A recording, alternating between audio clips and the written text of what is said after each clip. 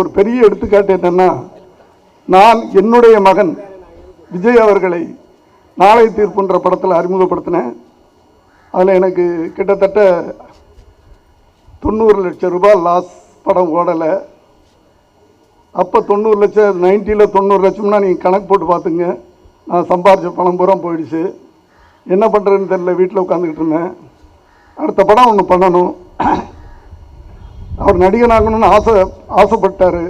அது ஒரு வெற்றி நடிகனாக மாற்றணும், என்ன பண்ணலாம் அப்படின்னு சொல்லும்போது, ஒரு ஃபெமிலியரான ஹீரோவோடு நடித்து ஒரு படம் பண்ணால் அவர் மற்ற ஜனங்கள் மத்தியில் பாப்புலர் ஆவார், தமிழ்நாட்டு மக்கள் மத்தியில் பாப்புலர் ஆவார்னு சொல்லிட்டு, சரி வேறு யார், எனக்கு வேறு யாரும் கிடையாது, நாங்கள் 2 பேர் தான்.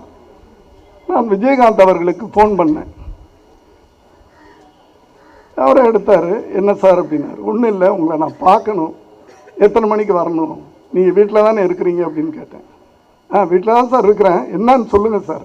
இல்லை நான் ஒரு 10 நிமிஷத்தில் வர்றேன் அப்படின்னு ஃபோனை கட் பண்ணேன். நான் 10 நிமிஷத்தில் நான் வந்துடுவேனேன்னு நினச்சிக்கிட்டு 5 நிமிஷத்துக்குள்ளே அவர் வீட்டுக்கு வந்துட்டார். இதெல்லாம் ஒரு எப்படி ஒரு மனித நேயத்தையெல்லாம் மீறின செயல். நான் சொல்லக்கூடிய ஒரு சந்தர்ப்பம் எனக்கு இதுவரைக்கும் கிடைச்சதில்லை. இந்த மேடை கிடைத்தது.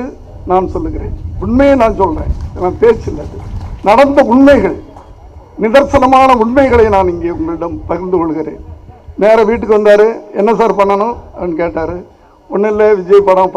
ஆமாம் சார், பரவாயில்ல சார், என்ன திருப்பி என்ன நினைக்கிறீங்க? இல்லை, ஒரு படம் உங்களோட சேர்ந்து பண்ணணும்னு ஆசைப்பட்றேன், அது நீங்கள் கால் ஷீட் கொடுக்கணும். எப்போ ஷூட்டிங் வச்சுக்க போகிறீங்க? வச்சுக்கோங்க. எத்தனை நாள் வேணும்? வச்சுக்கோங்க.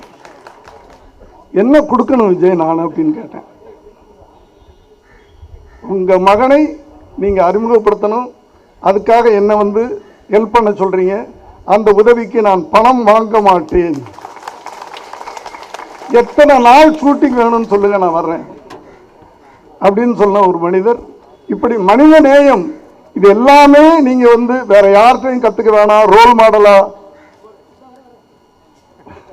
சண்முக பாண்டியன் அவர்கள் ரோல் மாடலா உங்க அப்பாவை நீங்க எடுத்துக்க, வேற யாரையும் எடுத்துக்க வேணாம்.